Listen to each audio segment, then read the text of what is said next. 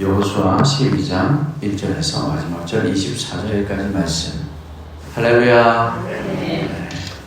오늘은 순종으로 정복한 왕들이라는 제목으로 함께 말씀을 나누겠습니다.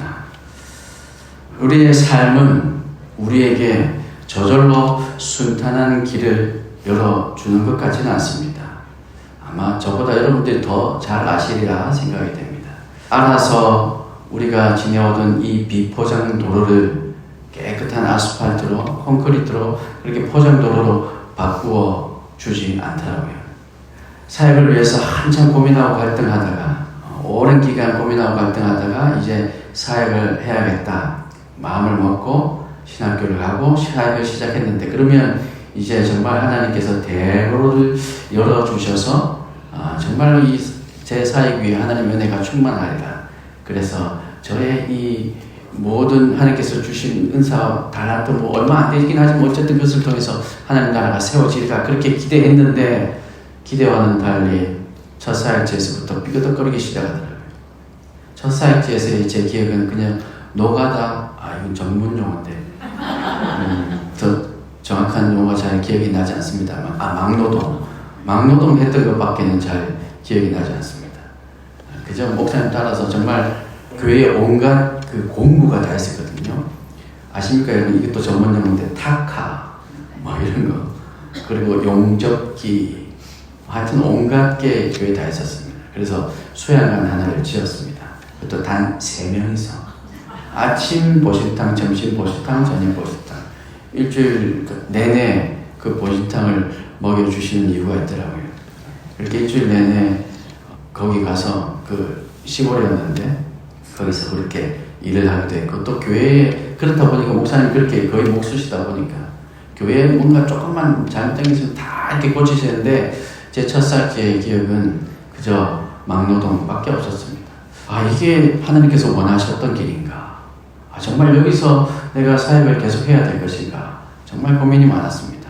그래서 하나님께서 저의 모든 사역과 삶을 통해서 하나님 나라가 세워질 줄 알았는데 그냥 수양관 하나만 세워졌습니다.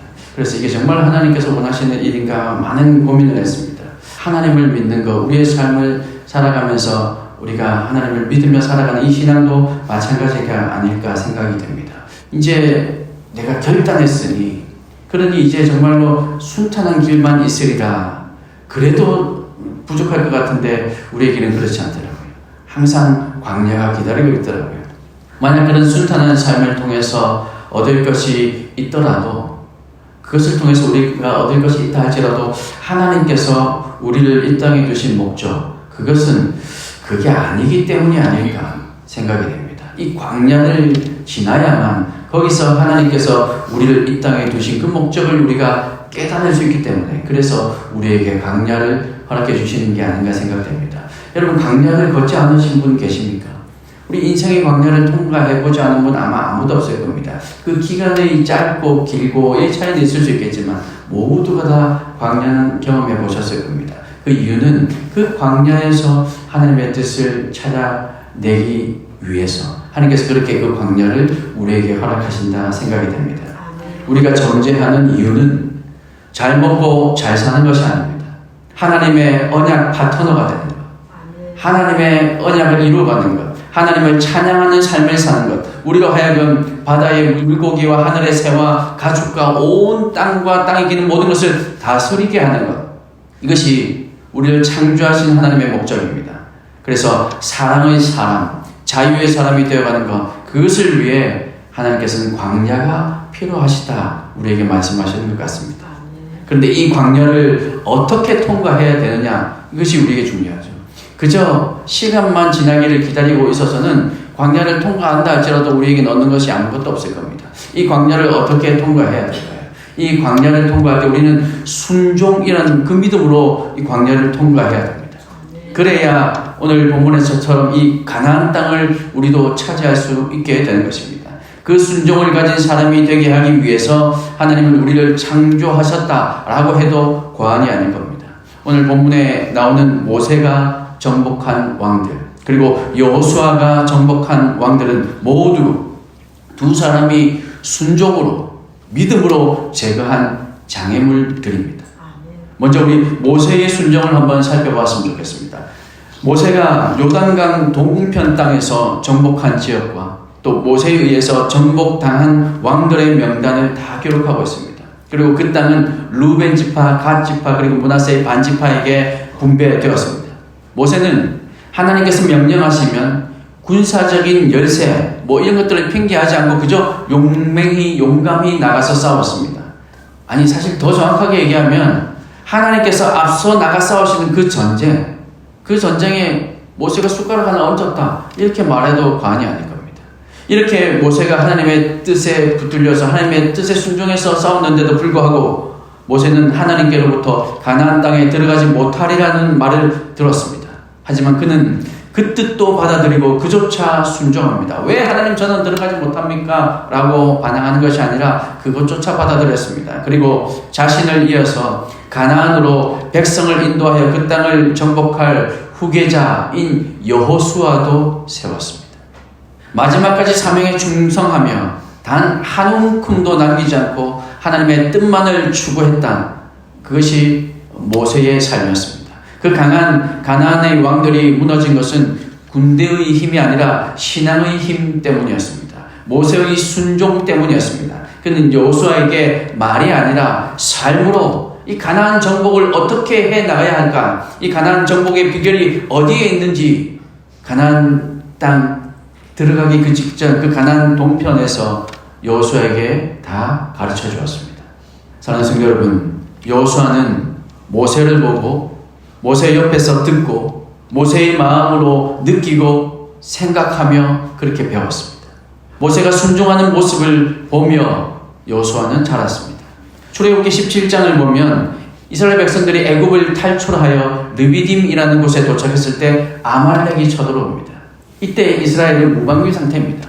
이제 막 탈출해서 그들에게 무기도 없었고 그들에게 전략 전술도 없었고 그들에게 군대도 없었습니다. 그저 노예의 삶에서 이제 막 탈출해 나온 이 이스라엘 백성들을 아말렉이 공격하기 시작했습니다. 모세는 여호수아에게 백성들을 함께 붙여서 아말렉과 싸우라고 내보냅니다. 그리고 자신은 산꼭대기에 올라가서 손을 들고 기도합니다. 여러분 이 장면 너무나도 잘 아실 겁니다. 손을 들면 여호수아가 이끄는 이 이스라엘이 이기고 손을 내리면 아말렉이 이겼습니다. 이스라엘이 지는 겁니다. 이 모세가 손을 들고 막 기도하면 이스라엘이 이기는데 팔이 아파서 손을 내리면 이스라엘이 지는 거예요. 그래서 모세의 옆에서 아론과 훌이 이 모세의 손이 내려오지 않게 붙들었습니다. 모세를 앉히고 돌을 쌓아서 거기에 모세를 앉히고 거기서 자신은 한쪽에서 한 팔씩 잡고 모세의 기도를 도왔습니다. 그렇게 붙들었더니 출애굽기 17장 13절에 보니까 여호수아가 칼날로 아말렉과 그 백성을 쳐서 무찌르니라 라고 기록되어 있습니다. 모세가 계속 기도했더니 여호수아는 전쟁에서 승리하게 된 것이었습니다.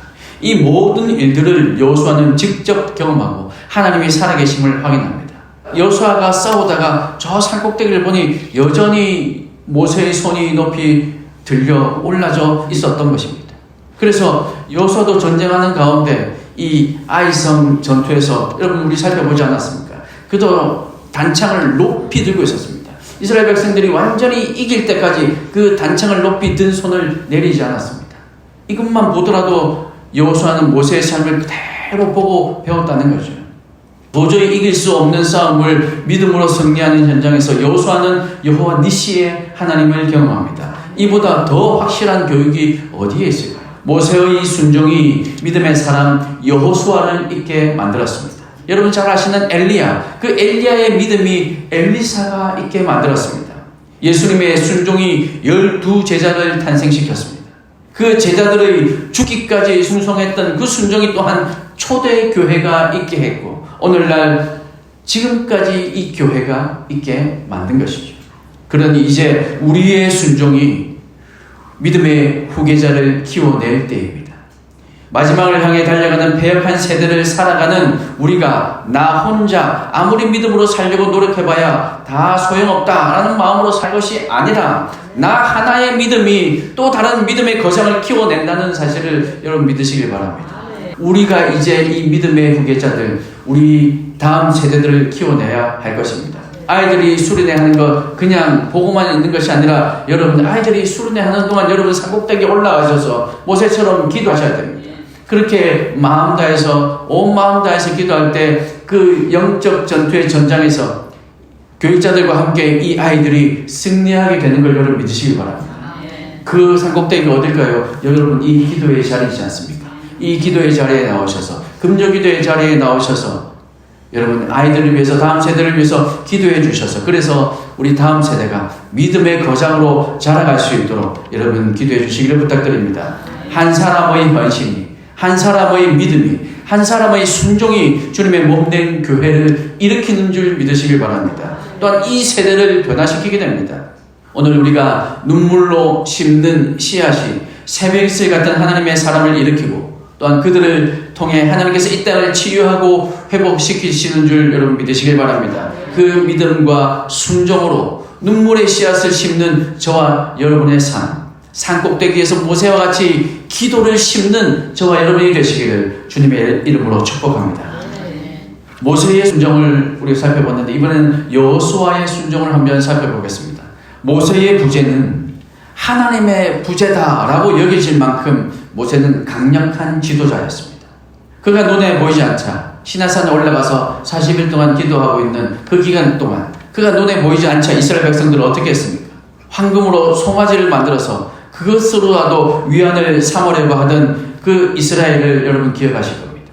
모세가 후계자 여호수아에게 해줄 수 있는 말, 이런 거장이 모세였지만 이 모세가 후계자 여호수아에게 해줄 수 있는 말은 두려워하지 말라, 놀라지 말라, 떨지 말라, 좌로나 우로나 치우치지 말라, 이 정도의 말이었습니다. 사실 이것이 전부였습니다.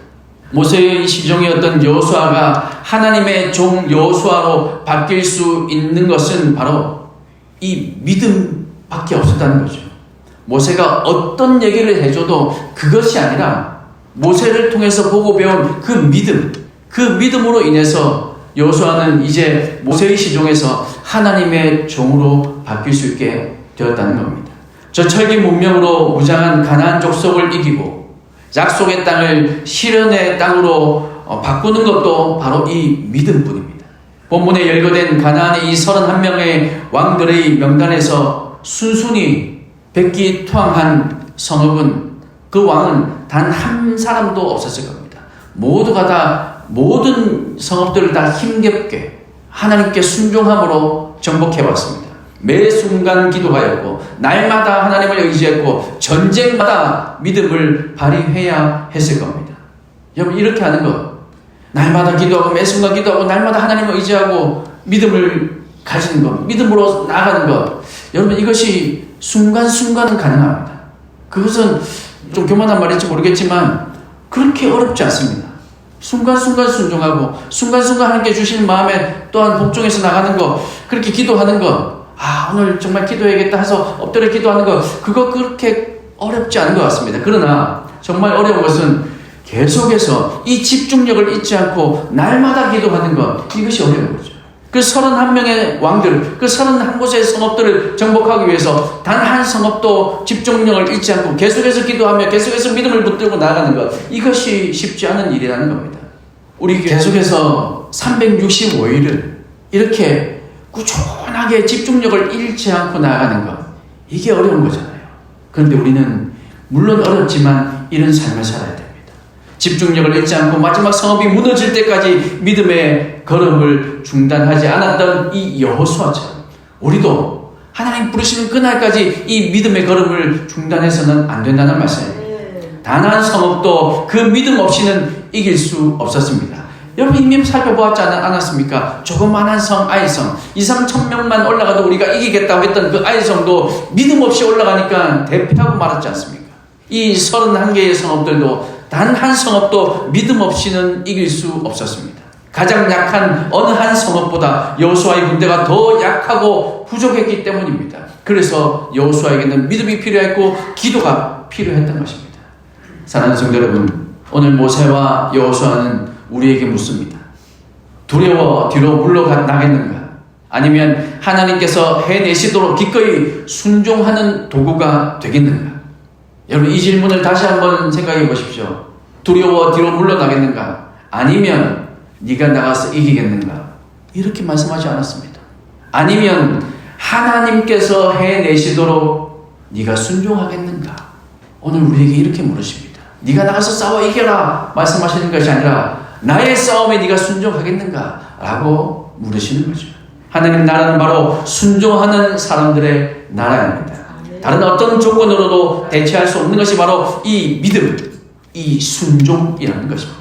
우리에게도 여호수아와 같은 미래가 열려 있습니다.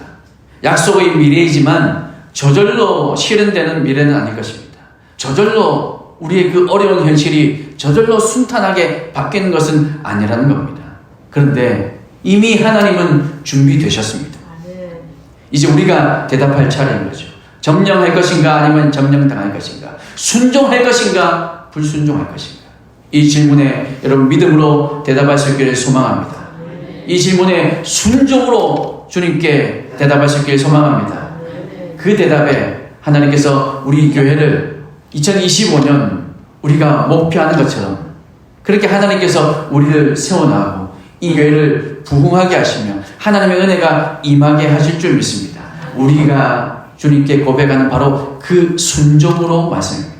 주님께서 주시는 믿음으로 순종하겠다고 대답하고 그 순종으로 우리의 삶을 점령하고 그 영광을 하나님께 돌려드릴 수 있는 저와 여러분 우리 모든 성도님들 되시기를 우리 주님의 크신 이름으로 축복합니다.